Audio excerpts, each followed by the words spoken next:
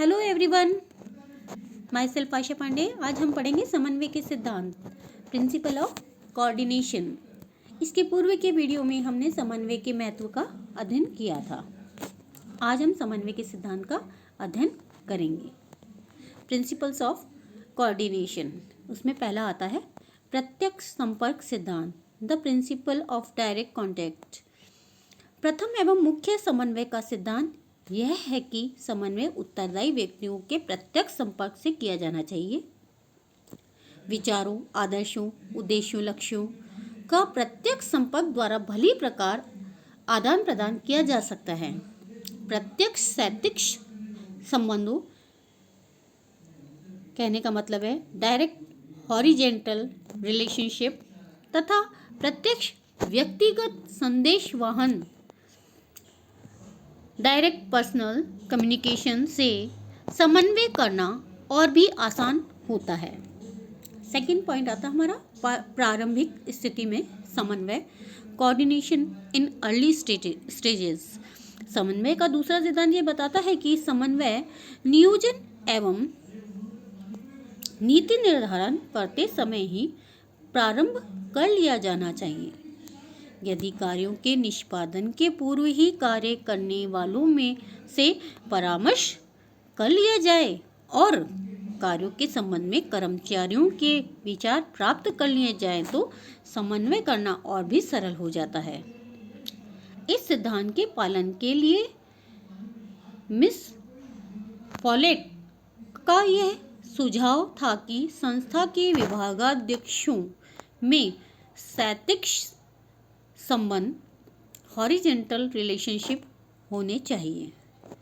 Third आता है पारस्परिक संबंध के सिद्धांत, the principle of reciprocal relationship. समन्वय का यह सिद्धांत यह बताता है कि किसी स्थिति विशेष में प्रत्येक तत्व एक दूसरे से संबंधित होता है। उदाहरण के लिए यदि ए तथा ब दोनों साथ साथ कार्य करते हैं तो ए ब से प्रभावित होता है और ब से ए प्रभावित होता है, अर्थात ये दोनों साथ साथ एक दूसरे को प्रभावित करते हैं और इसके अलावा अपने साथ कार्य करने वाले सभी व्यक्तियों से ये स्वयं प्रभावित होते हैं तथा उन्हें प्रभावित करते हैं। इस प्रकार एक संस्था के सभी तत्वों में पारस्परिक समन्वय होता है और एक दूसरे को प्रभावित करते हैं। फोर्थ पॉइंट आता है हमारा सतत प्रक्रिया का सिद्धांत, the principle of continuous process. समन्वय का चतुर्थ सिद्धांत यह बताता है कि समन्वय एक सतत प्रक्रिया है जो कि निरंतर चलती रहती है, अर्थात संस्था में समन्वय का कार्य सदैव चलता रहता है। समन्वय को अवसरों पर नहीं छोड़ा जा सकता। यह तो ऐसा कार्य है जिससे समन्वयकारी को निरंतर करते रहने का प्रयास करते रहना चाहिए, जिससे संस्था के उद्देश्यों को भली प्रकार प्राप्त किया जा सके। फिफ्थ पॉइंट आता है गतिशीलता का सिद्धांत, प्रिंसिपल ऑफ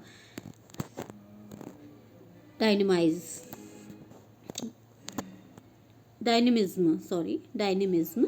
आधुनिक गत्यात्मक व्यवस्था में समन्वय की गतिशीलता का सिद्धांत का महत्वपूर्ण स्थान है। यह सिद्धांत इस बात की ओर ध्यान दिलाता है कि समन्वय करने की परिस्थितियों एवं तथ्यों में परिवर्तन के साथ साथ समन्वय की टेक्निक में भी परिवर्तन करते रहना चाहिए। 6 पॉइंट आता है समयबद्धता का सिद्धांत, प्रिंसिपल्स ऑफ टाइमिंग।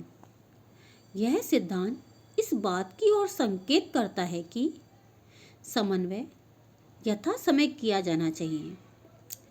उपयुक्त समय पर किया गया समन्वय प्रयासों की कुशलता में वृद्धि करता है।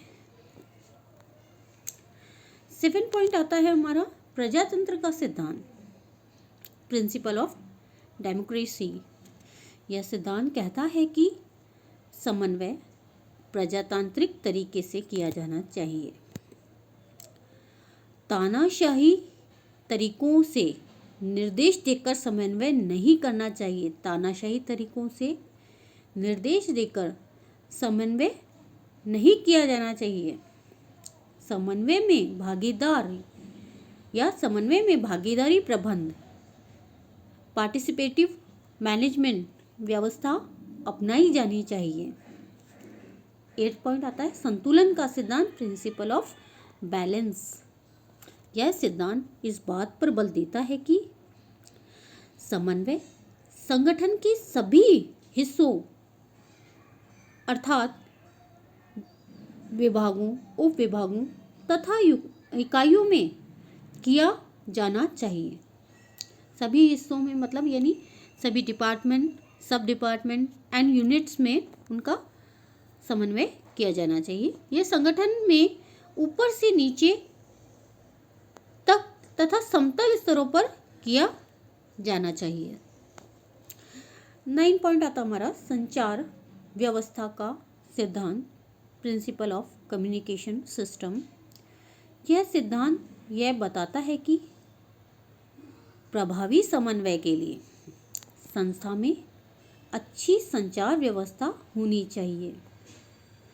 लंबवत एवं समतल संचार व्यवस्था होनी चाहिए ताकि लोग ऊपर से नीचे तक तथा अगल बगल के बराबर वालों से स्वतंत्र रूप से विचारों, सूचनाओं आदि का आदान प्रदान कर सके। ऐसा होने पर समन्वय प्रभावी होगा। लास्ट 10 पॉइंट है सहकारी व्यवहार का सिद्धांत, प्रिंसिपल ऑफ कोऑपरेटिव बिहेवियर। प्रभावी समन्वय स्थापित करने के लिए सहकारी व्यवहार के सिद्धांत का पालन करना आवश्यक है। यह सिद्धांत इस बात पर बल देता है कि समन्वय के लिए संस्था के सभी सदस्यों, कहने का मतलब है अधिकारियों एवं अधीनस्थों में सहकारी व्यवहार होना चाहिए। इससे लोगों में आपसी विश्वास एवं सहयोग की भावना विकसित होती है जो समन्वय के लिए आवश्यक होती है। आज के लिए बस इतना ही। अगले वीडियो में आपसे हम पुनः नए टॉपिक के साथ मिलेंगे। तब तक के लिए धन्यवाद।